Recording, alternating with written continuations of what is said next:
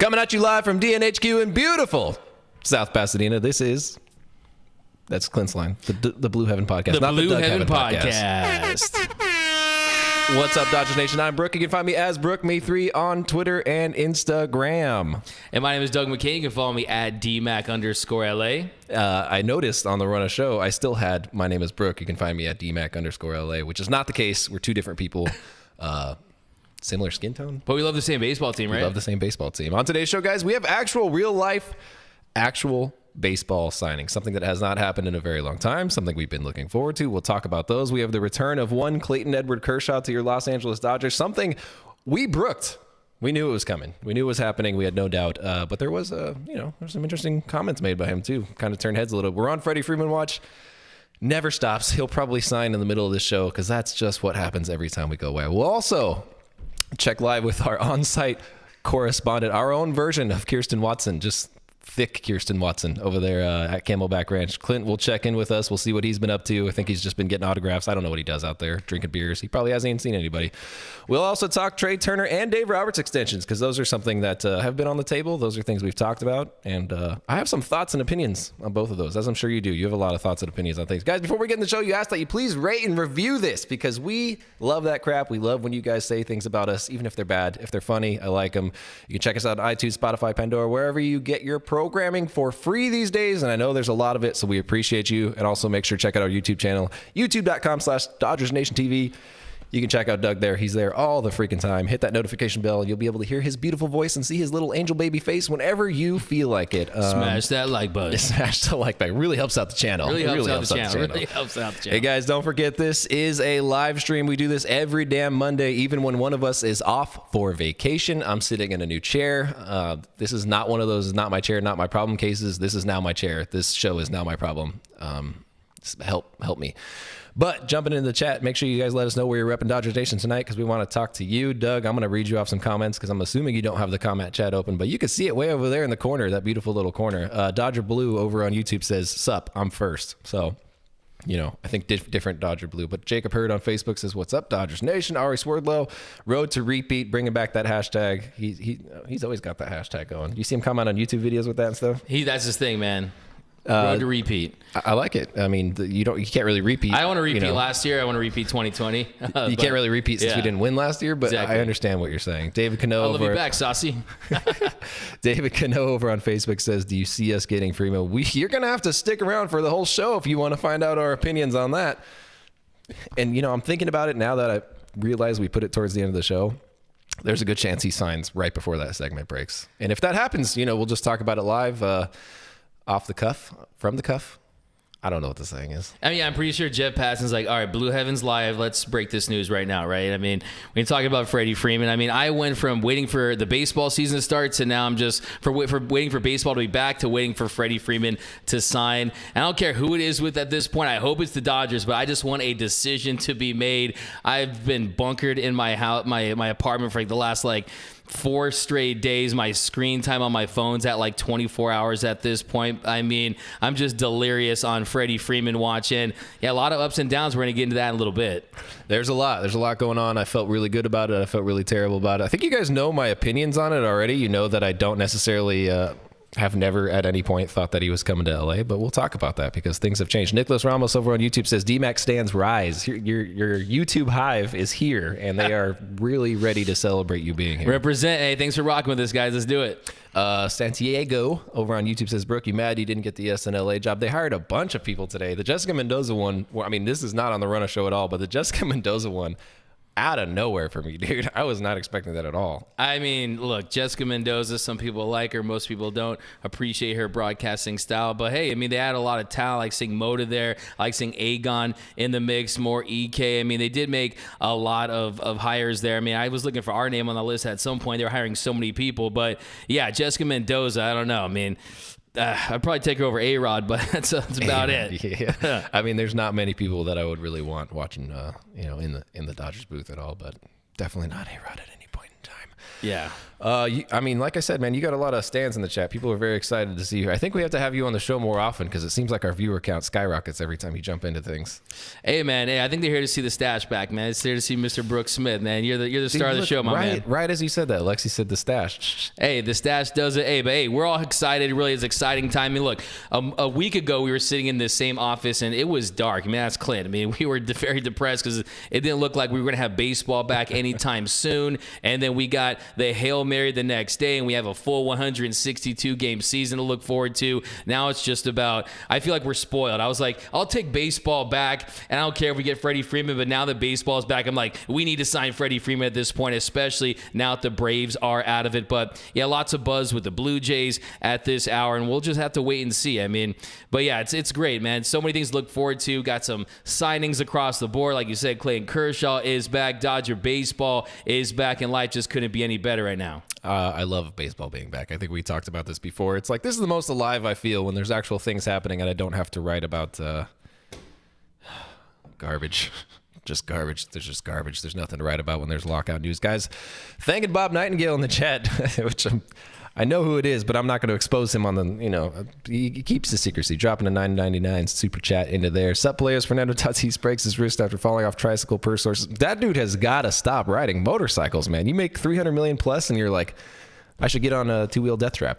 Yeah, like I knew there was a problem today when someone asked him about the motorcycle accident and which time it was. He's like, well, which time it was it? So he's riding motorcycles all the time. And when you consider his injury history, it's really just sad. It's a sad day for the sport. I mean, say what you want about FTJ, but yeah. I mean, he's one of the brightest stars in the game. You ask any kid who at Little League, who's your favorite player? 9 times out of 10, they're saying Fernando Tatis Jr. And yeah, it's unfortunate. He's going to miss a couple months of the season. And I feel bad for the Sadres and, the Fraudres, whatever you want to call them. But I feel bad for that team because, look, I mean, a lot of optimism to have one of the brightest stars in the game so young and just to miss more significant time. And you talk about his injury history, man. I mean, the shoulder subluxation, which thanks to that injury, we all know the word shoulder subluxation. But, yeah, more injury woes. I saw someone comparing him to Anthony Davis. Like, he's the Anthony Davis of baseball. I'm like, wow. Is he Fernando Street Clothes Tatis Jr. at this point? I don't know what to say. But, yeah, it's unfortunate that the game has really lost one of its brightest stars to start the season. It was really cool. The Padres had this little clip today, and it was Clevenger throwing, it was Chris Paddock throwing, and it was Joe Musgrove throwing. I was like, that's awesome, man. 2 number 5 starters and a high A pitcher. That's really cool that you guys have them all going at the same time. You figure out who's who in the chat below because I like to always get on Mr. Chris Paddock, my number one enemy. Oh, yeah. No, you own Chris Paddock, man. Tim Rogers makes a good point, though. Our own SD Tim says AD has a ring, though. Ooh, AD does have a ring, man. He was a monster, unicorn AD in the bubble, right? But hey, at least the good thing is when he does come back, San Diego will have another reason to have a parade. And it's going to be crazy in the streets of San Diego whenever FTJ comes back. He'll be dancing in the dugout, and it's going to be good times. But I like that. That's going to go over really well with Padres fans who claim that we only talk about them. We only talk about you guys because you guys come and watch our show for some reason. So we appreciate you for the money, the support. You guys are helping me get that Modelo sponsorship. Talk to me. I don't know their names. I don't know who runs that company, but really finally diving into it because we spent a lot of time on that because we're having fun over here. Guys, the Dodgers actually signed real life Major League Baseball players. We'll put a little quotation mark around this. Hanser Alberto is the first one that I want to talk about. Signed to a deal, 1 year with a team option for next year. I don't think the dollars are still known at this point, but I can't imagine it's very much money. He's a guy who can play all the infield positions, and he can play them pretty well. And that's something that the Dodgers have kind of lacked. Also a right-handed bat. But more importantly, the dude absolutely mashes left-handed pitching. He slashed .333, .354, .461 in his career against left-handed pitching. He is like one of the, and it's weird to say because we've had the opposite of this in the past couple of years, but he is like the Andrew Friedman prototype. He's a very low K rate, one of the lowest in the league. He's ball to bat every single time. He is, and you guys are not going to like this, but he is right-handed Matt Beatty in that sense. He is a guy who's like, I'm going to put the ball in play. Striking out doesn't do anything, so let me put the ball in play and see what happens. And he's a contact-first guy. He can play all over. Does this feel like a Walmart Kike? That's a funny way to put it, like a Walmart, a Wish Kiki. I mean, like you mentioned, does not strike out. I mean, 11.7 strikeout rate for his career, but he also does not take his walks. A 2.4 walk percentages in his career. But yeah, I think that when you think about it, an infield utility guy, he's going to provide that depth. And what I'm most excited about is he can hit for contact. He can put the bat on the ball. And I think Hanser Alberto is someone that can really help this team, really. I mean, is he going to be a Kike? I think the thing about Kike is Kike could go deep. He could hit bombs, especially we saw 2017, the 3 home run game. You saw game 7 of the 2020 World Series when he hits that home run. So he could go deep and hit for some power. And but the good thing, like you said, is he has so much success against lefties. An 815 career OPS against left-handed pitchers. And I think when you talk about a guy like that, I mean, you can see what Andrew Freeman liked in him. A very, very unique player in the fact that, like you said, he puts the bat on the ball, doesn't strike out much, also doesn't walk much, doesn't really even work deep counts very much. You rarely see him take in a 2-0 count or anything like that. But I think that fans are going to, I mean, if he gets an opportunity, I mean, at the end of the day, he is, below average player offensively. But I think for the role that Dodgers could have for him, he could definitely step up. Then also, let's say they do trade Gavin Lux. He's a guy that maybe people make fun of me. They always think I can always find a way to link some reason to trade Gavin Lux. Yeah, but I mean, he's a guy where if you do flip Gavin Lux for maybe a starting pitcher, another impact player that, hey, you throw in there to play second, like you said, he can play all around the infield. He can. He's just one of those guys that feels like moves the needle a little bit. I think I saw Roach said if he's the right-handed Matt Beatty, does that mean he's going to ride the bench till he dies? And that's just not cool. I don't appreciate that from my boy Matt. Someone got a tattoo of him though, so I don't know what that means. Rita Loya over on YouTube dropping the $10 super chat. Said, let's go Dodgers, let's go Dodgers, let's go Dodgers 3 times. Thank you, Rita, for that. Let's go Dodgers. Appreciate that. That goes towards the beer fund. Tina also asks if I'm actually going to stay awake tonight. Yeah, I'm actually really tired today, but I'm feeling froggy. Yeah, started off with some Padres 8, so it's going to be good. A couple other signings that happened. Nothing really that moves the needle for you. Nothing that's going to get your... Can't say it. Gary will get very upset with that. Nothing very sexy or appealing. How about that? That's a good way to say it. But one I did like. Jake Lamb to a minor league contract. That's a dude that when he was with Arizona, that smooth left-handed swing, never quite found his groove, never quite found his rhythm, can play the corners, hit 81 home runs for the Diamondbacks from 2014 to 2019. Were you kind of surprised to kind of just see that sneak in, like as like oh, by the way, like they're at camp today? And I was like, where did that guy come from? I was surprised because he was a player that, look, like you said, he made that all-star team kind of out of nowhere. He hit those 30 home runs. In 2017, he looked like he was going to be a big part of the Diamondbacks' future as a nice foundation guy. Yep. And unfortunately, he had that shoulder surgery and just hasn't been able to get right since 2018, hitting under 200. So just hasn't been able to find that power. Since he hit 30 home runs that year, he hasn't hit more than 6 home runs in a year since. So, but a very interesting name to hear. I didn't expect that to see Lamb in the Dodgers camp, but very interesting. I mean, you never know. I mean, look what we saw with Souza last year. He was a guy that he was coming off those catastrophic injuries. He had a couple moments. So clearly the Dodgers will identify guys that they know the talent's there. They know that he has the potential to have that power. And the longer he is removed from having those surgeries, maybe he can get that power back and have some success for the Dodgers and possibly provide some depth and really have an opportunity to have an impact here if everything goes away. I think the biggest thing for me last year is we just didn't have any depth. Beyond the normal bench depth, you're turning to guys like Zach Rex and like Luke Raley to get things done and actually getting starts and realizing like, holy crap, we don't have anybody else waiting around to get things done. Because in the past, we've had those guys. We've had Alex Verdugo waiting in the wings. We've had Gavin Lux waiting in the wings. We've had these players ready to go. And last year it was like, Dave Roberts, would you like to bat today? We don't really have anything going on. So I'm excited about that aspect of it. It's not something that's probably going to excite most people. I think I saw somebody Ari Swerthel called him Rake Lamb, which is pretty good. I like that. I like that a lot. That'd be a good t-shirt if he actually came up and did decent. Roach says we've had Scott Van Slyke. There's not even a button for that. You stumped me on that one. I'm not going to address. Does Scott Van Slyke have a cameo? Because if he does, I don't care how much it is. I'm going to pay for it to give Roach a nice green there. You could probably just DM Scott Van Slyke and be like, "I'll send you $5 if you say something nice to Roach." We'll work on that. A couple other names. A guy Mike Wright also signed to a minor league contract today. You can think of that guy as like a Kevin Quackenbush. He's just going to be there. You know, I don't think he's going to be around too long. If he is, he's a guy who, if everything goes very wrong, he'll pitch for the Dodgers out of their bullpen today or this year. Yency Almonte, that guy was, to me, was the most intriguing of those two names. Obviously, not two big names, but he's a dude that has some plus stuff, has some potential. Could not find the strike zone at any point in his career. Is that something the Dodgers can possibly figure out? Maybe. We'll have to see on that one. There's a lot to wait on. A lot of ifs, a whole lot of things. And this is what the Dodgers are good at. They're good at going out and finding guys and just being like, maybe we can unlock something in this guy. And then sometimes they do, sometimes they don't. Sometimes they do when they do it with Justin Turner, when they do it with Chris Taylor, when they do it with Max Muncy. And I'm probably missing other names, but those are three very big, obvious ones who are now a part of our starting lineup every single year and are very, very important. So Tony Zammy says, has everyone forgot about Rios? Yes, I did forget about Edwin Rios until he posted a picture and he's like, let's go, baseball's back. And I was like, oh yeah, Edwin Rios is on the team. So I think when it comes down to it, it's going to be between Edwin Rios and Matt Beatty sticking around this year. One of them's gone. Like, I don't see another way. And it's probably going to be Matt Beatty gone because for some reason the Dodgers don't like him.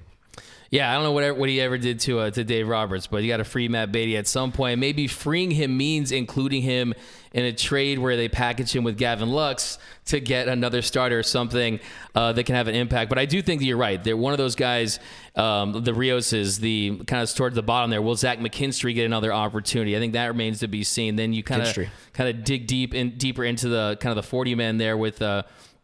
If they do need to, we'll see what they do. If they do make a move for Freddie Freeman, what will they do? There's some DFA candidates. So there's a lot of moves that are going to have to be made. But I do think it comes down to, it's interesting to see how they're going to use Matt Beatty and will his time in Los Angeles be done pretty soon if they don't, depending on the move they make. This feels like a make or break year for him. It feels like if they're not going to use him this year, they just need to make that decision to move on because he does have the tools, he does have the upside, he does have the potential for other teams to use and take advantage of and have him on their team and be in the starting lineup, be a bench or a bench bat. There's so many different ways that they could use that guy and they just don't.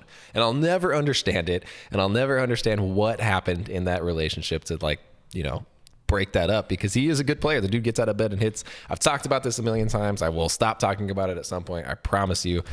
K Casino on YouTube drops $10. Says, what odds do you guys give Freeman signing with Big Blue? You know what? We're going to talk about that in the next segment, and I'll make sure to come back to you on that one because that's very important. But the big news, the biggest news that we have so far, Clayton Edward Kershaw is back in Dodger Blue. He's back. We can all sigh. A big collective sigh of relief. It felt good. It felt good to wake up to the news. I was personally taking a nap when it happened, which is, I don't know about you guys, but that's when all the breaking news happens. When I decide to take a 20-minute nap and it turns into an hour nap, it happens. I'm old. Things go down badly. I woke up and I was like, 1-year deal. Makes sense. That's exactly what I predicted. I think he's at a point in his career where he's just going to do 1-year deals until he's like, now I can walk away. Like, I'm done. I did what I wanted to do. I accomplished what I wanted to accomplish. I want the freedom to walk away and not feel the pressure of like, hey, you have 4 more years on your contract. Hey, you have 2 more years on your contract, whatever it is. So I expect that for the rest of his career, he's going to take 1-year deals. If he took one this year, I just don't think there's any way he doesn't continue to take 1-year deals.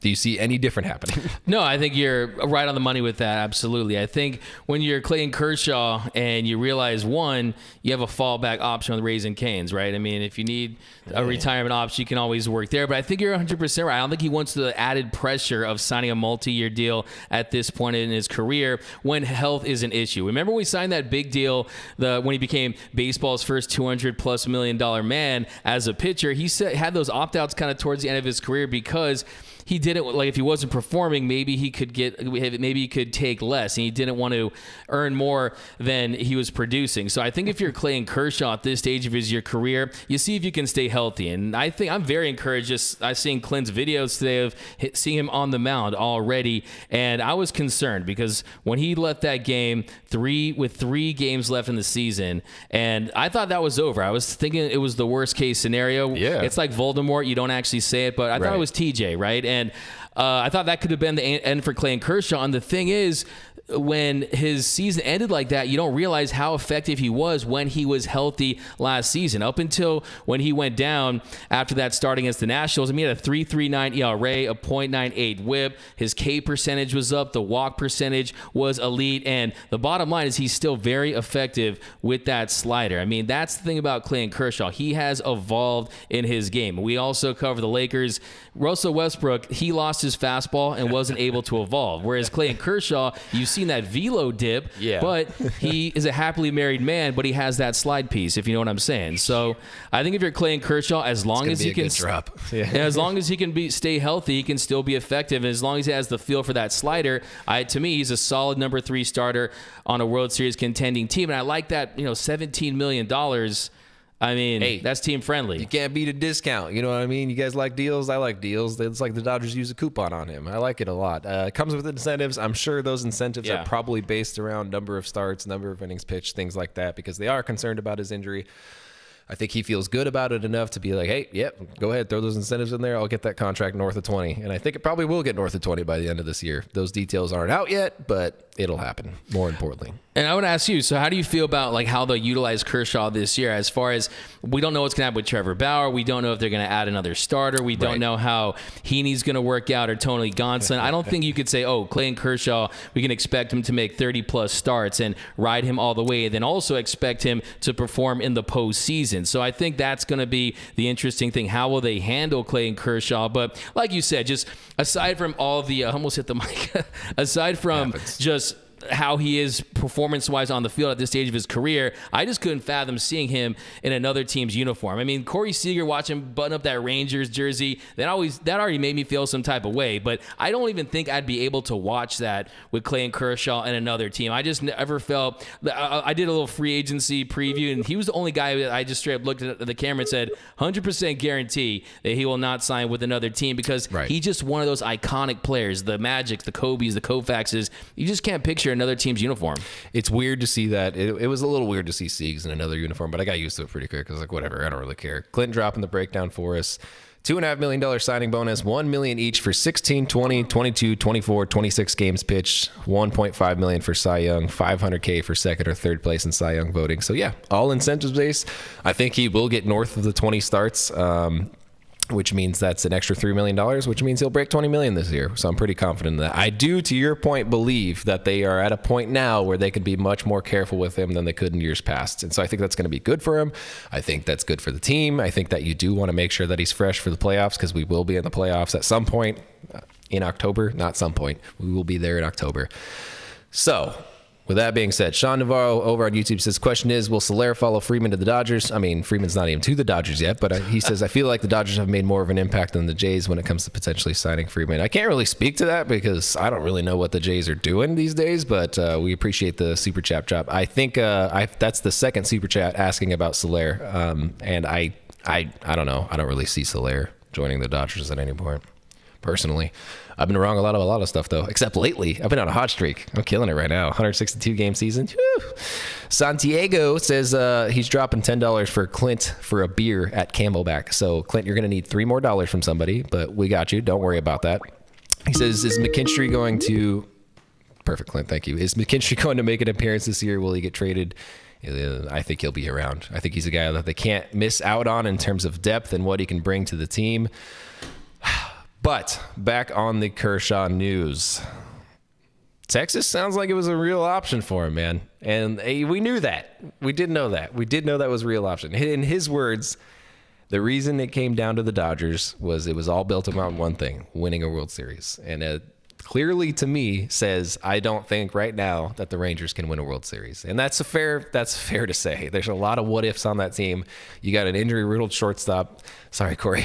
I mean, you're not on my team anymore, so I can say whatever I want about you. It did make me feel a little bit unsettled. I was just like, ooh, he could have gone to Texas if they ever had a better team, maybe. Is that something that he reconsiders next year if they get a better team or if they have a very successful 2022? We're in 2022, right? Yeah. Mm-hmm. Could he continue? Could he?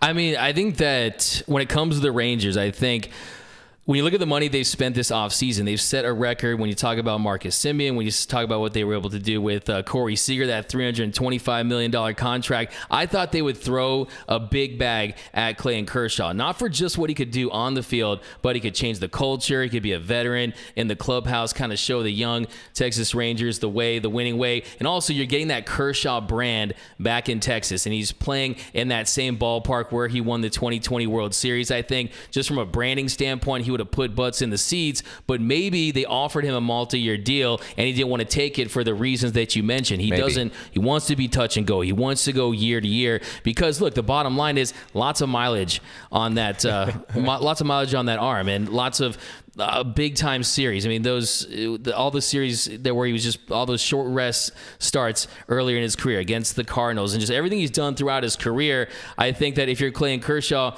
you've already made almost $300 million in your career. With endorsements, you've probably exceeded that. He's not a guy that's out there, rocking 50 chains and living in a lifestyle where he's like he's just like over the top. And I think he's relatively humble lifestyle. Doesn't really flaunt his wealth. I mean, he rocks the Skechers, rocks the Acura MDX. I don't think he's hurting for cash. So I think for Clayton Kershaw, like you said, it's about competing for a World Series title. He is the ultimate competitor, and he gets that adrenaline out there on the mound. And I don't think he would be able to have that same adrenaline pitching for the Rangers when they're in third place, fourth place, without an opportunity to really make the postseason. And once you've tasted the World Series, once you've tasted what it's like to pitch in October, it's just a different ballgame. And I think for Clayton Kershaw at this stage of his career, a guy who's accomplished everything, 3 Cy Youngs, an MVP award, to me, he's the 2017 World Series MVP, and no one can tell me different. And I just think that, like you said, the fit was great. You can take your kids to school and this and that, but you know what? This is Clayton Kershaw, okay? You want to compete for a championship with the Dodgers, not be an afterthought in Texas. And the money, and I don't think it was about the money. I think it was about, like you said, competing for championships. And also, we got to give him a chance to smell his roses. I want the Clayton Kershaw farewell tour, even if he's going to play beyond this year. Because, look, we need to show him how much we've appreciated him in his Dodgers career. So, yeah, I think that I could probably go on for a long time about Clayton Kershaw. I could talk a long time about Clayton Kershaw, so I'm going to make sure that I don't. But the good news is he was out throwing at Camelback Ranch today. He looked healthy. I wasn't expected to see him actually throwing to hitters this early on. And for more on that, we bring in Kirsten Watson. I mean, I'm so sorry, not Kirsten Watson. It's a much less pretty face. Kirsten, I miss you. Clint, thank you. I miss you. It's good to see your face. You're not in the seat right next to me, which is very odd. I am not Clint, as you guys can see. Are you good out there? Is it hot? Is it cold? Is it terrible? It's hot. It's cold. It's yes. It's no. It's up. It's down. It's perfect. It's baseball back at Camelback Ranch. Today was a great effing day for Dodgers fans, man. What is the I'm interested to know, like, what's the crowd like? Because obviously baseball's back. We didn't expect it to be back this soon. People got out there, seems like really freaking quick, considering that we just got baseball back last week. But it looked like there were a lot of people there. They officially opened the doors on Sunday, which is yesterday. It is now Monday. It's Tuesday if you're listening to this.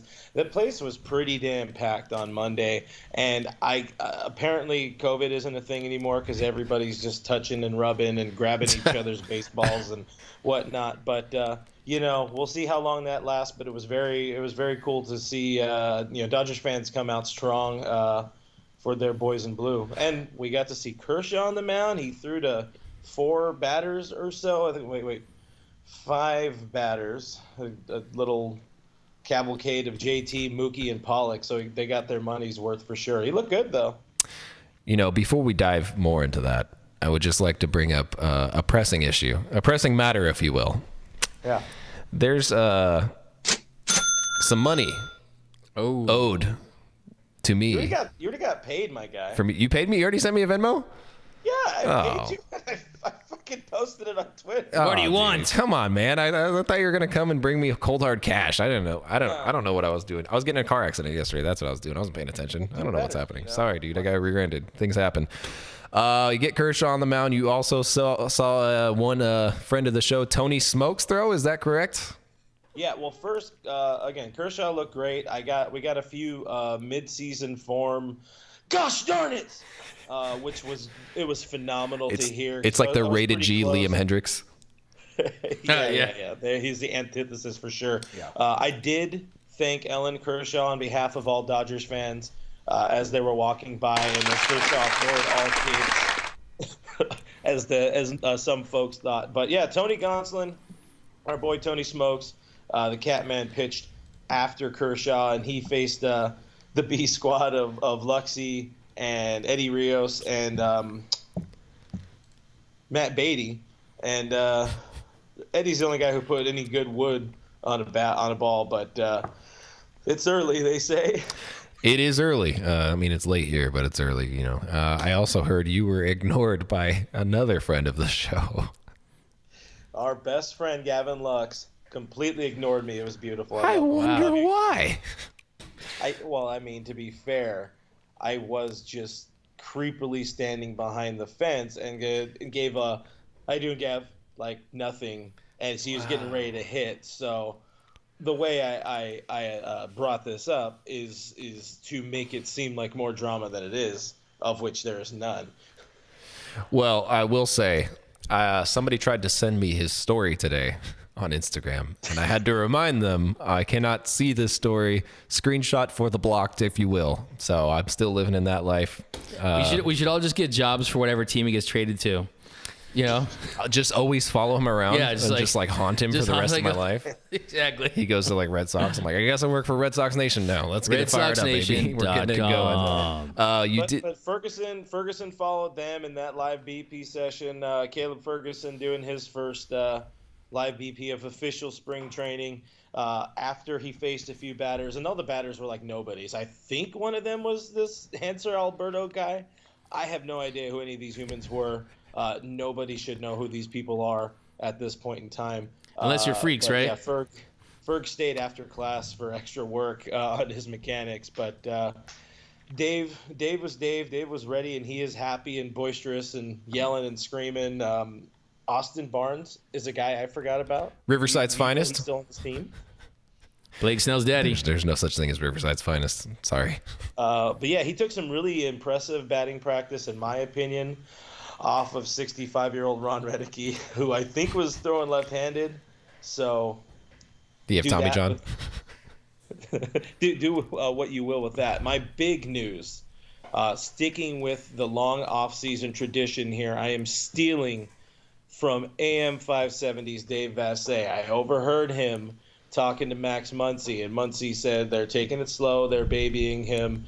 The way the conversation sounds, don't be surprised if Muncy's your DH for opening day and maybe even a couple of weeks at best. Maybe. You know what's cool about that? It opens up a position, a first base position. Mm-hmm. Yeah, we'll get into that a little bit later. I like that. My final thoughts, my final things, I got to catch up with people we haven't seen in a couple of years all around the team. I did chat with Vassay for a little bit to let him know, hey, I'm that one guy. Thanks for all the help the long off season, because we needed it. Me and Doug desperately needed that shit. Thank you, Sue Dave. is happy, and she took better pictures of Clayton Kershaw than I did. Hunter Kondo is a legend out there. I met one, Toribio, friend of the show. Mad Baby is a wonderful man, and he remembered me, so that's great. And Plunk looks as happy as ever. But yeah, it was just great to be back out at spring training. If you guys can get out here, anybody, get out here. First beer on Brooke. You guys heard it from our own Kirsten Watson. Clint, we appreciate you for being with us on your vacation / work trip / beer fest. I don't know what you want to call it. Man, stay safe out there. Drive home. Don't pick up hitchhikers. And I don't know. I have no other advice to you. Goodbye. Don't talk to me anymore. So, boss. I almost got by a guy with a pickaxe. Okay, bye. No. By a guy with a pickaxe, that's like next level.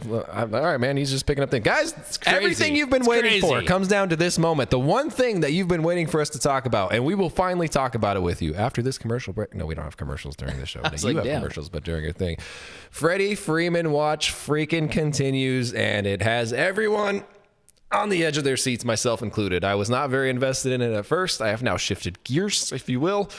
I am very much on edge. I am checking Twitter every 30 seconds. I'm doing it while I'm watching the show because I can't stay away. I have to know what's happening. I have to know if things are good. I have to know if things are bad. I have to know the latest update, the latest rumor, everything. If you want to catch up to it, Doug has everything for you always. But the latest news still boils down to the Dodgers, the Braves, the Yankees, the Rays, the Blue Jays, the Dodgers, the Braves, the Yankees, the Rays, the Blue, just back and forth. It's just all, and it seems like every single time something happens, there's like some, and this is something that I really dislike. And Doug, you know this very well about me. When people say player X has the same agent as player Y who is on the team that is reportedly interested in him, drives me freaking nuts, man, when they're like, he has the same agent as George Springer. And I was like, okay, congratulations. They're all employed by MLB. Does that make a difference? Like, is he going to choose all 30 teams? What are you telling me here? So that drives me a little bit crazy, but the Braves did do something very interesting today. Stupid is the right word. Sorry. Stupid. The Braves went out and traded for Matt Olson, which in of itself is not stupid. However, they did kind of sell their soul and the farm system in the process. A lot of prospects went in the deal. They sold their soul because they did not reportedly tell Freddie Freeman's camp that they were making this trade. And if you remember, Freddie Freeman plays first base. Matt Olson plays first base. So I got to imagine there's a little bit of tension there. If you as a player who is looking to re-sign with the team that you've been with for that long, kind of get blindsided by that? Does it feel like that? I mean, if that's 100% true, I mean, that is just bad optics for that Braves organization. I just want to say, all future MLB legends that are considering signing with the Braves, take note of that, because that's how the Braves treat their iconic players, because he is this generation's Mr. Brave. He's a guy that's coming off a World Series championship. The previous year, he won an MVP, and the entire offseason, all we heard was, oh, he's going to re-sign with the Braves. He's going to re-sign with the Braves. It's a foregone conclusion. Well, it's a brave new world, because he's not going to be back in Atlanta. Brave new world. And and I think at this point, what I make of that is I think part of the reasons why you're not really getting all the news at the moment. I mean, of course, the Blue Jays rumors, they're running rampant. It's John Morosi, which, grain of salt, the sign is Gibraltar. And then you have John Heyman, who's rewording all of his tweets like 50 different ways so he has something else to say. I think that part of the reason, if that's true, that they didn't notify Freddie Freeman they were going to trade for Matt Olson, and I think that's why he's sort of in scramble mode as far as what am I going to do? Am I going to sign with the Blue Jays? Am I going to sign with the Dodgers? And it kind of probably lets me know that maybe the Dodgers aren't offering him that 6th year, because you kind of probably would believe that if they had offered him a 6 years, maybe $180 million, that the Dodgers are the slam dunk team, right? But then now all of a sudden, the biggest insider in the world apparently is Carlos Baerga because of an Instagram post where he has, fire emojis and he's rocking the Canadian uniform. And yes, he did play in the 2017 World Baseball Classic for Team Canada as a tribute to his mother, and it's because his family's from Ontario, Canada. But let's not forget, even though he has dual citizenship, he was born in Southern California. So come to your real home, Freddie Freeman, which is Southern California. I like that sales pitch. Guys, make sure you drop your best sales pitch into the chat. Let Freddie Freeman know why he needs, he's from Southern California, so I guess he doesn't need to know why. But why would you sell him on it? What about Southern California is like, hey, come here, pay higher taxes, and be happy, or whatever it goes. I don't know. I don't personally put a lot of trust into the Toronto rumors personally. I think that they can do without him. I think that they can do very well without him. I think that they should be looking to appease Vladdy Jr. long term. And signing Freddie Freeman maybe doesn't do that. Maybe it does. Maybe they're like, hey, they do want to compete long term. This is a place I want to be for the rest of my life. Maybe that's it. I don't know. I do know that they're in a position that a lot of other teams are not in which they're like, we don't need Freddie Freeman. Like, we would love to have him. Dodgers, same place. We don't need Freddie Freeman. We'd love to have him. And it sounds like he would also love to be here, judging purely based off of rumors and Chelsea's, his wife's name's Chelsea? Yeah. Her Instagram post. Yeah. That's about it. I follow her foundation now. It gets deep, man. Not just her, I follow her foundation. The rumor mill gets deep. You start digging real deep. You start following people you never thought you'd follow. It gets a little uncomfortable. Like, this is a little strange. I don't really care about what's happening here. I knew that I was in a bad place when I was asking myself, like, oh, maybe that blue heart emoji in her Instagram post was a Blue Jay blue and not a Dodger blue, right? So I think when it comes down to Freddie Freeman as well, like you said, he got done dirty in the dirty South by this Braves organization. organization. You wonder what his relationship with that franchise is going to be long term. But also, if you're the Blue Jays, that franchise, they have been spending. Shapiro, he's given them the green light to really spend big. And you saw the move they made last year for Barrios. They didn't make the postseason, but that is a hungry organization. They do need to pay Vladdy. They need to play Bo Bichette down the line. But you also got Ryu coming off the books, I think, after next year. I mean, if they are truly in win now mode, Freddie Freeman is a big star, and him in Toronto, the Canadian connection with all of that, it does make sense for them, make no mistake about it. They've needed a left-handed bat for quite some time. Then you also heard the rumors after that from John Heyman that had Toronto linked with Kyle Schwarber. So clearly they're in the market for a left-handed bat, as are the Dodgers at this very moment. But really, I think it's just going to come down to where does Freddie, I think so many factors in play. Like you mentioned, his wife. I mean, we've heard stories, she's from Florida, he's from Southern California, the proximity. I'm like, dude, we'll get you a private jet, bro. Like, come on. Like, we'll get you whatever you need, man. We're the Los Angeles Dodgers. Thank you. We in the communist sense, we are not actually the Los Angeles Dodgers, but it's fine. Did you put any weight into those pictures at Dodger Stadium? I was kind of confused by them personally. I will say, first of all, shout out to all the Dodger internet sleuths. You guys are the GOAT. You guys are elite. But I will say, I mean, a very interesting post. Because, yes, first of all, the people were trying to debunk that by saying that that picture was taken during the NLCS, in which it was. But it was posted to her story yesterday, which I think was very interesting with that blue heart. And I think, Freddie Freeman to the Dodgers confirmed, right? No, but I think that a lot can change. A lot can change, and you never know. Maybe at that stage of the negotiations, I think, look, he wanted to, Dave Vassay, our friend DV, he said that he wanted to go back to the Braves, and the Braves did not move on their offer. And I think at this point, Freddie Freeman is weighing his options as far as maybe the Blue Jays, maybe the Dodgers. We've seen the Yankees as being mentioned too. The buzz right now is about the Blue Jays, but what happened with Trevor Bauer, right? It was Mets, then it was Dodgers. What happened with Max Scherzer? It was Padres, then it was Dodgers. So I think that's just kind of how this stuff breaks. Jeff Passan is at his crib, he's chilling, and then all of a sudden he'll come alive and he'll break this news. But I think at this point, I'm kind of all over the place. I would not be shocked if he signed with another team. It's not like the Dodgers are desperate. I mean, last time I checked, they do have an all-star first baseman that, what Clint said, he probably might start the year as a DH, but he would really take this lineup over the top. But at the same time, if you want to spin it after the fact, you could say, hey, more often than not, 32-year-old first basemen investing in guys like the Cabreras and the Pujolses don't tend to work out, but then you get the Goldschmidts at times too. So you just really never know how his bat's going to age. Is it going to be age gracefully? Me personally, the way I look at this is I want the Dodgers to win a 162-game regular season World Series. You have Mookie in his prime. You have Buehler. You have all these guys that are ready to win now. I just want to win the World Series, and then we'll worry about everything else after that. We're not as, like you said, depleted like the Braves farm system currently is. And like I said, that move to trade for Matt Olson really depletes that farm system even more than it is. But I don't know. Do you really think that that at the end of the day, when it comes to Freddie Freeman, do you think the decision has been made? I mean, where do you think they stand right now? I don't think the decision has been made. I do think that Andrew Friedman knows that much like lasagna, real G's move in silence. So I think that if something were happening with the Dodgers, we wouldn't know about it. And it's absolutely been the case for the past couple of years. That's how he runs. That's how he does things. So I think that's going to be the case. I think if you were going to ask me right now, percentage-wise, I was at a 0%. Last week I bumped up to a 7%. I'm now up around 20% confidence that he comes to LA. So I've moved marginally.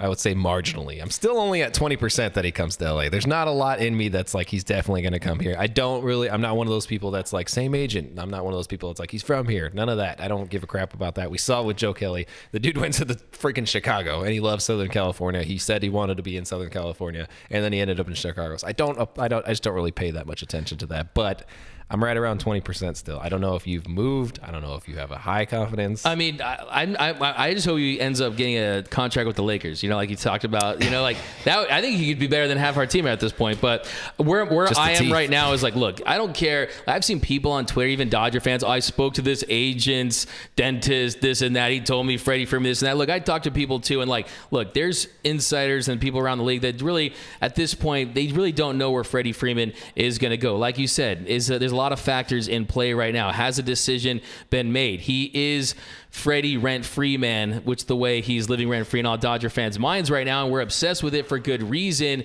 But I think at the end of the day, if he wants to win a World Series title and he wants to play, I think maybe he's thinking this. Maybe he says, hey, look, I mean, Braves fans, if he went to the Blue Jays, I think the Braves fans could live with that.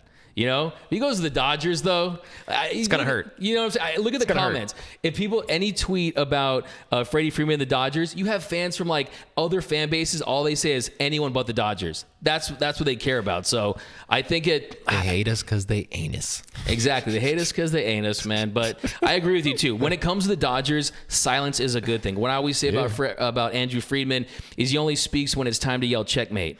And I think that could be the case. Him and Gomes kind of doing work, but I also don't think that they're being desperate. When we signed Mookie Betts, we had to have Mookie Betts. And like I was talking to you earlier, and before the show, you were talking about the age difference. And you always have to remind yourself he is a 32-year-old first baseman. You don't want him to be a Fielder or a Davis or guys like that. And I think, look, Mookie Betts, you say, hey, here's a blank check. Here's the Brinks truck. Here's 12 years, $365. You fill it out. Exactly. And I don't think you necessarily say, hey, Freddie Freeman, here's $200+ million or $180 million. But I do think another thing to consider, too, is with the Braves out of it, his market shrinks a little bit. And that could be a good thing for the Dodgers as far as the contract they might ultimately have to get him for. That makes sense. I actually like that idea. Maybe you move my percentage up to 21%. 21? That's a good number. Yeah, I like that a little bit. Guys, like make sure that. you drop your percentage.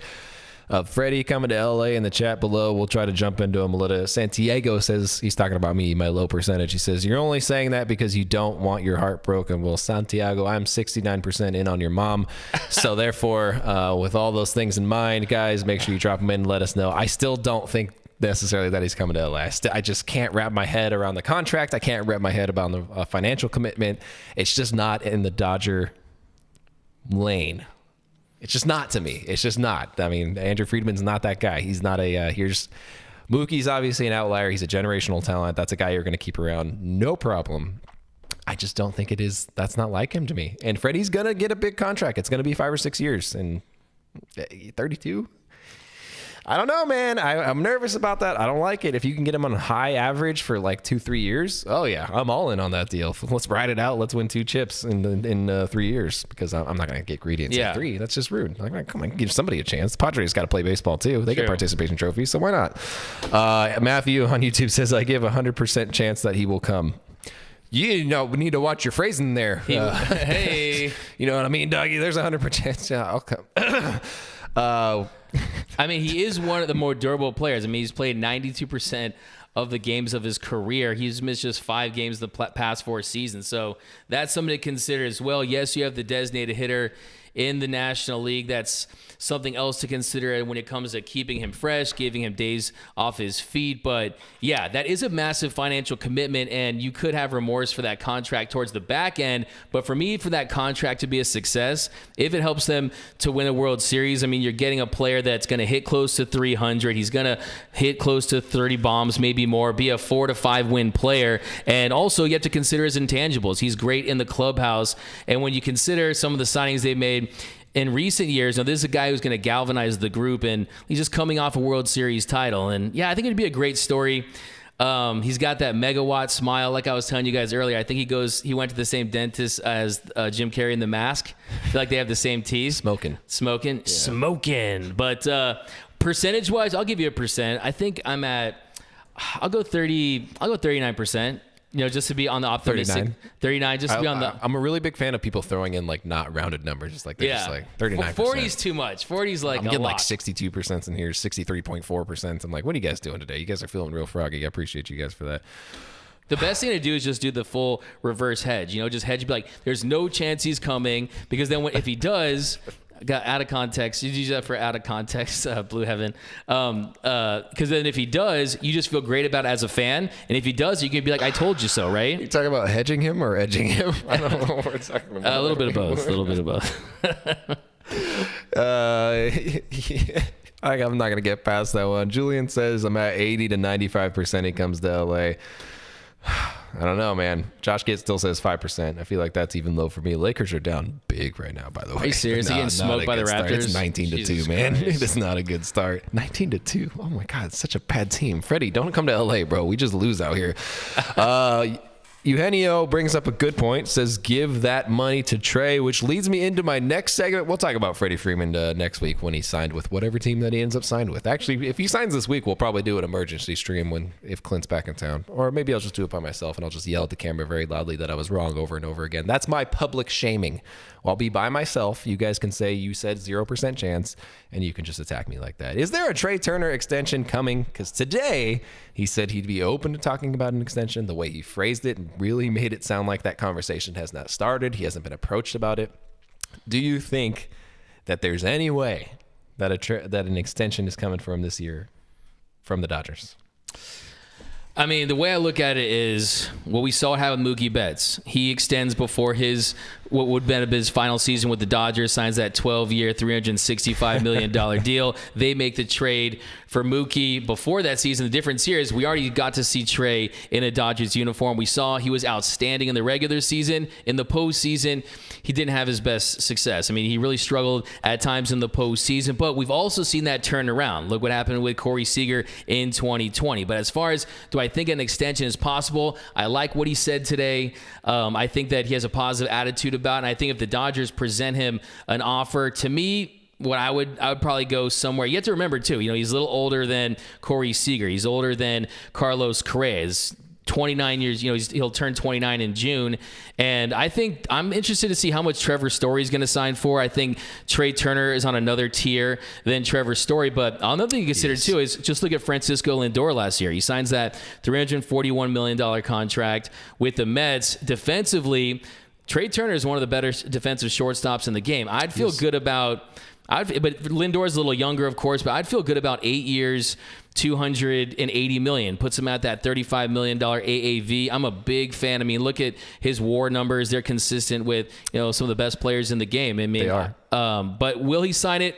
I just want to know, you guys out there, man, I've gone to every corner of the baseball internet. You guys know I don't really, this is all I do. You know what I'm saying?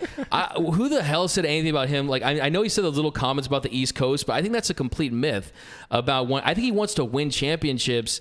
And I think I think Trey Turner, that's the one thing that I was so impressed with. Is you saw his competitive fire on the Dodgers. And I think that he is elite. You don't find premium shortstops all around. They don't grow on trees. And the bottom line is the Dodgers did offer Corey Seager a bigger number than I expected, close to $300 million. You saw they did try. There were some rumors that they were going to trade for Francisco Lindor. You've heard them mentioning Carlos Correa free agency rumors. The Dodgers want a premium shortstop, and I think that if you don't sign Trey Turner, then where do you go from that? I don't know. There's no long-term fix at shortstop. There's nobody coming up through the system that you're like, this is our franchise piece at shortstop. There's no one set. There's no one ready to go. There's obviously going to be options over the next couple of years. And you think about who's going to sign contracts this year. I think it's unfortunate that shortstops kind of all hit premier shortstops all hit the free agent market at the same time. And that's unfortunate for them because that's really going to hurt them. So I do think that there's a possibility that you see a Trevor Story 1-year deal. You do see a Carlos Correa 1-year deal. There is a strong possibility of that for them being like, all right, well, I'm going to reset it next year, get it going again, get an 8-year contract or whatever it's going to be, because they're not going to just hand out every premier shortstop like 8-year deal, 10-year deal, 8-year deal. But it's not going to happen. The market's not there for that. There aren't enough teams in on it to make that happen. With that being said, I think this is a need that I've stressed from the very beginning, and unless they sign Freddie Freeman before this happens, then I will have been correct. I think the Dodgers will sign Trey Turner to a long-term contract, and I think that's financially part of their plans for the future. I think if they're looking at what they want to do and what they want to accomplish, I don't think there's any way you get around that. I don't think that there's any way you roll the dice and say, maybe we'll find another shortstop, maybe somebody will become available, maybe we can trade a couple players. You can. You're not going to get that talent. He is one talent that we just have not had in a very long time. The ability to hit for average, the ability to hit for power, the ability to speedily take bases. And we saw it last year. Speed freaking kills, man. It does often. And it just unlocks a new level of the Dodgers that we haven't seen in a long time. We haven't seen stolen bases. We haven't seen guys taking extra bases in a long time. We haven't seen that. It's been a lot of home runs. The ball's changed. The game's changed. Got to adjust. I think Trey Turner is the best way to do that moving forward with your future. a team led by Trey Turner and Mookie Betts for the next, I don't know, call it 8 years. We'll just call it 8 years because I don't think he's going to get a 10-year deal, but call it 8 years. Yeah. You know, I think that's a really solid team. That's a really solid setup. If you're Trey Turner, getting an 8-year deal with opt-outs thrown into it so you can kind of control the direction that you want to go with that, super good deal for him. I think the Dodgers will more than gladly pay him 35 plus a year. 30 to 35 plus a year, whatever it might be. The dude can make a lot of money. That's a guy I want around. I mean, you talk about the type of player that he is, defensive plus shortstop. I mean, when's the last time we had a defensive plus shortstop? By the way, guys, Corey Seager was a bad shortstop. I don't know how else to put this to you. Corey Seager was a very bad defensive shortstop. And you can look at all the numbers and you can tell me, like, this year he had plus whatever defensive run save. You look at his body of work, the dude is not built for range. He is built for balls hit right here. Right here. And then, you know, when those balls come to him right here, most of the time he's pretty good. Even before his arm went down, dude, I was just not sold on him as a shortstop long term. I'm still not. I think that's a bad commitment for the Rangers. He's going to play the hot corner eventually. He might even move to first base eventually. Yeah, I mean, he's Mr. Backhand, right? I mean, like, he's going to be a $325 million third baseman at some point. But yeah, I mean, he got me excited about Trey Turner. I mean, to me, the model is there. You trade for Mookie Betts, you sign him to an extension. You give up your top 2 prospects for Max Scherzer and Trey Turner, and then Max Scherzer, he signs with the Mets, but you have something to show for it when you lock up Trey Turner long term. I think they should sign him quicker than he can score from first on a double. I think it's a no-brainer move. If you look at his durability, his ceiling, a 6.9 F4 season, I mean, this guy is serious. I mean, Trey Turner is an absolute superstar, and I think that he doesn't get enough credit really around the league. I mean, like you said, the sprint speed. I mean, this is a unique player that he has a skill set that not many guys have, and I think also there's going to be more of a premium on that shortstop position. Defensively, I think that, man, he could just do it all on the diamond. I just think that it's a no-brainer that you lock him up long term. Yeah. Power, hits for average. He can really do it all. I mean, I think that it was a lot for him too. I mean, yes, he did struggle in the postseason, and that kind of has been his bugaboo, but they rode him hard down the stretch. I mean, they rode him hard, and the Dodgers were chasing the Giants. The bats also disappeared, and it was like, Trey, figure it out, man. Exactly. They had batting in the 3-hole there, but yeah, I really do. I mean, look, if you had to give me the option of extending Trey Turner this offseason or signing Freddie Freeman, I'm not even thinking about that. I'm extending Trey Turner. I mean, that to me would be my top priority. And Freddie Freeman is nice. I think it'd put us over the top, and it'd be a historic Dodger lineup. I mean, other than Will Smith, I mean, you have all-stars up and down that lineup, but to me, you lock up Trey Turner long-term, you trade for a starter, you fortify this rotation, and we're going to get a World Series ring. You heard it here first, guys. World Series ring guaranteed by DMAC. I also would like to extend Trey Turner over signing Freddie Freeman. If those were it came down to those two, 10 times out of 10, extend Trey Turner.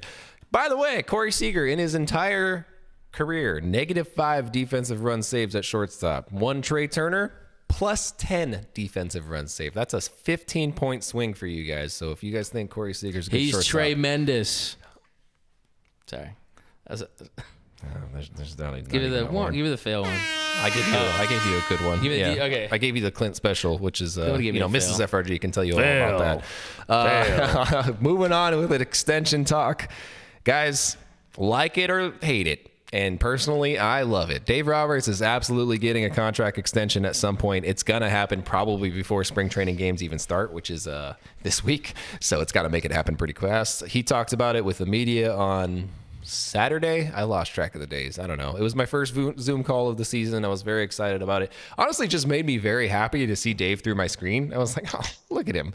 Clint's breaking a very bad beer over there. He popped one open. He's still on the screen. I get to look at him. He's just like right there and muted. It's a lot of fun. It's like my dad's watching me. He never came back. I'm waiting for Freddie Freeman watch here. Good. We appreciate you. My dad never came back. We need Eric for like the Twitter update watching guy. over me. Eric on it. Yeah. He's in Hawaii. He's living his best life. He's at a luau. What up, Eric? Pretty sure he's shirtless somewhere. I don't know what Eric does. He's probably still wearing those flip-flops though. Dave Roberts talk. He talked about getting an extension. He talks about it being in the works. It's well overdue, by the way. I think it will get done by the time games start. It should. He is Dave Roberts.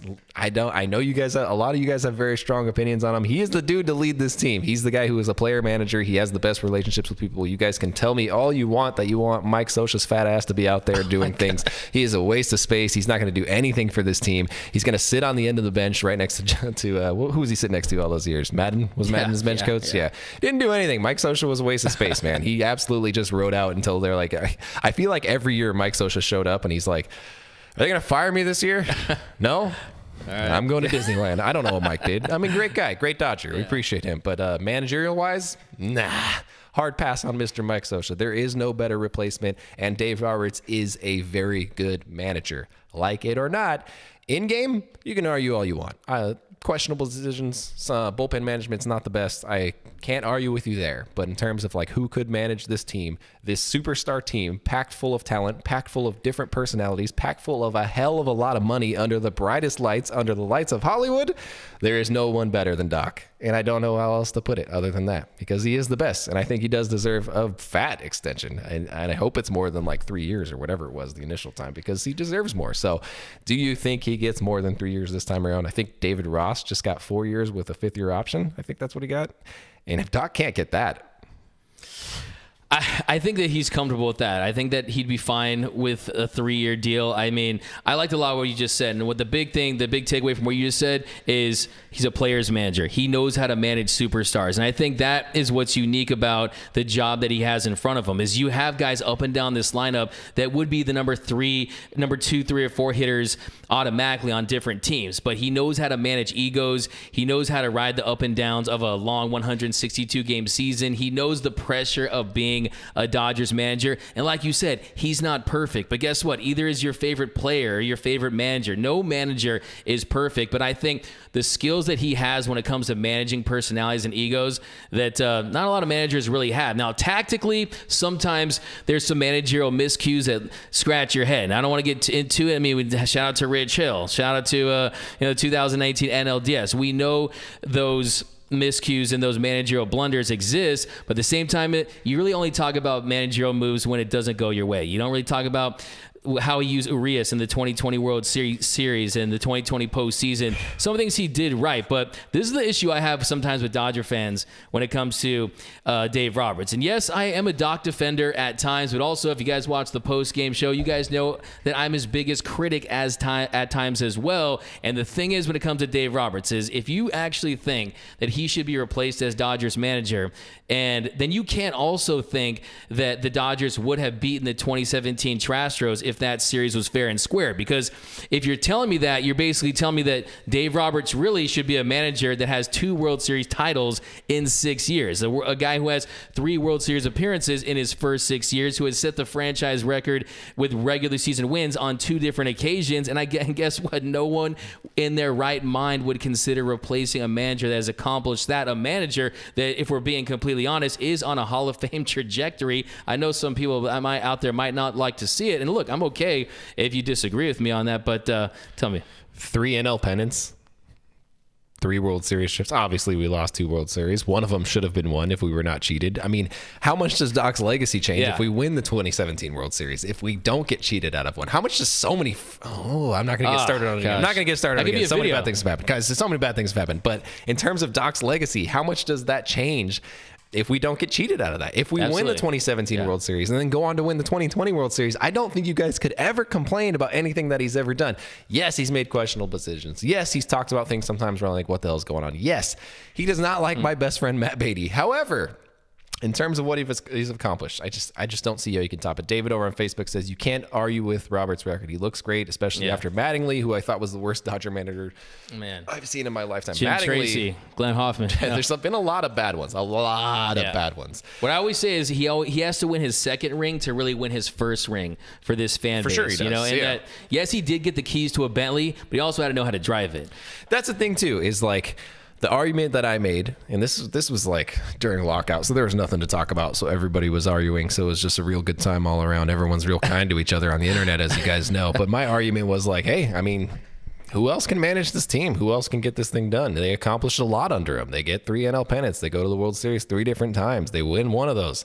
And this guy's like, well, he had all of the talent to do that for him. And I was like, okay, well, if you're going to credit the wins only to the players, should you not also credit the losses only to the players? And he's like, that's not the case. And I was like, well, you can't have it both ways. It doesn't work that way. You can't just, cherry pick what you like and don't like about the man. It's just the fact that you don't like him because of a narrative that you've listened to from Facebook. Congratulations.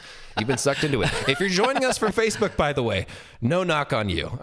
Just some things that come up in the cesspool on the news feed there. Real rough to read sometimes. Guys, it is 8:05, but there are still 600 of you active, which means I'm going to keep this train rolling because I don't want to give up on it. I like you guys. I appreciate you guys. If there's something specific you want to say to me, with us. If you want to attack me or my character or my manhood, those are very easy things to attack. You can do that now. I don't have a lot of confidence in myself. Clint's leaving. He's going to drink. Bye. Bye. No. I just want you guys to know that the chat is really mad at the lack of drinking from Doug McCain right now. Is that your second bit? You've been babysitting, and the comments have been legendary. So, guys, keep crushing them comments. I always talk, man. I forget to drink. It's like when I go out to eat dinner with people always get freaked out because the check will come and their food will be gone, but I have taken one bite out of it because I've been talking the whole time. Clint, I ruined my own joke. Doug only does foreplay. Confirmed. Man. Angel Torres drops a $4.99 super chat and says DMAC for DH. Oh, DMAC DH. I see. I like that. I think there should be a contest where they just kind of pull a fan out of the crowd and let them play in a game in the final game of the season if it doesn't mean anything. That's my personal opinion. That would be the best giveaway. Dude, that one be fan amazing. Gets to get into the game. They can pitch, they can hit, they can do whatever they want to do that day for one inning. I think I would rather have them pitch because I don't think any just tank jobs. Yeah, just see what they could do, hit a tank. Because I don't think that any civilian could hit big league pitching. I think I've heard DeGrom say that I could throw to you for 10 years and you wouldn't touch me, that kind of stuff. So I think I would like to see him pitch. You would? You hit a tank off DeGrom? Oh, not baseball. No, I don't know what we're talking about anymore. Yeah, I love your idea though. That'd be a great promotion. All I'm saying is, dude, if you throw me out there, I'm going to hit at least 3 batters. 3-batter minimum. They'll probably pull me after the 3 batters, but I'm going to drill 3 big leaguers right in the neck. I promise you. I swear to God. It's not going to be good, but I'm going to like it a lot. Strike 'em. I don't even know how to say that YouTube name. Somebody said need more Andre Jackson. Andre Jackson is kind of a guy that's slipped under the radar this year as we're going into spring training, but he's a dude that could be very much part of bullpen plans. Is he not? I mean, he could be. He could be. Diane says drink your beer. Did you I'm drink out. it? I crushed it. Guys, this just in. Doug drank his beer. It's gone. Please be nice to him now. I need a refill. I'm buzzed. I'm drunk. Caesar says, how much will beer at Dodger Shit-faced. Stadium be this year God. with inflation? Gas price levels? I don't know. How much would you be willing to pay for a beer if they signed Freddie Freeman? Let us know down in the comments. I'm just gonna, $50 I'm beers? just gonna drink before probably if they're gonna knock it up that much. It's already pretty expensive. 1 year. I'm not gonna do it this year. This is not a good year for me to keep track of my expenses at Dodger Stadium because I'm gonna feel real bad about it. Divorce is expensive. If you think about the price that you've spent on beer in a single season, it's not gonna look good. It's not gonna look good. I probably could have bought a Tesla last year, man. Hey, man. You never know. I mean, gas prices is crazy too, man. That's why I was like, man, no way Kershaw was going to consider retiring with gas prices like that. If I was going to fill that. That's why Tom Brady came back. Yeah, gas prices got so high. Did he say that? No. Oh. Gas prices got so high, he's like, man, I better get a job again. Giselle's not going to like this. His wife's name is Giselle, right? Giselle. Yeah, I got it. I understand. I know pop culture. Who is she? She's a Victoria's Secret model? She's a Victoria. Well, we have she's a Victoria's Secret model, right? Yeah. Nice. Yeah. Thank you, Doobie. Appreciate you. Yeah. That's it, guys. I appreciate you guys hanging out and talking to you. It's fun. Clint's not here, but he's in Arizona. He's going to have a beer for you guys. Santiago sent you $10, Clint, so you can drink off of that. You're going to be able to buy more than that Miller Lite, but, congratulations on I can't believe they did not. They cannot believe they did not announce Freeman to the Dodgers during this show. I mean, it's a big surprise. the second I hang up this call, or not call, I end this live show, you can bet it's going to be happening. Guys, subscribe to Blue Heaven on iTunes, Spotify, iHeartRadio, Google Play, Stitcher, whatever your mom listens to crap on. She usually puts it on after, but I'm falling asleep by then. Subscribe to our YouTube channel. It'll make Doug real happy. YouTube.com/DodgerStationTV. It's been a big week to you guys out there, man. You guys make sure... hit that subscribe button because Doug will be so freaking happy about it. He might even cry. He'll drink his beer for you on time. He'll be so happy about it, guys. Joy. I'm at BrookMe3. This guy is at DMac_LA. We're on Twitter and Instagram. Real FRG is in Arizona, but he is also on Twitter and Instagram. You can follow him. We're at Dodger Nation on Twitter and Instagram. Be with us every single Monday. We're going to keep doing this. If Freddie decides to sign in LA, we'll do a show live on the spot, maybe just a solo one of me crying in a corner, getting beaten up or something like that. I don't know how we're going to do it. Guys, thank you for hanging out with us. Thank you for your questions. Thank you for your comments. We appreciate you. As always, tell your mothers I said hello and I miss her dearly, and we will see you next week. Bye. Bye. Oh, I thought we did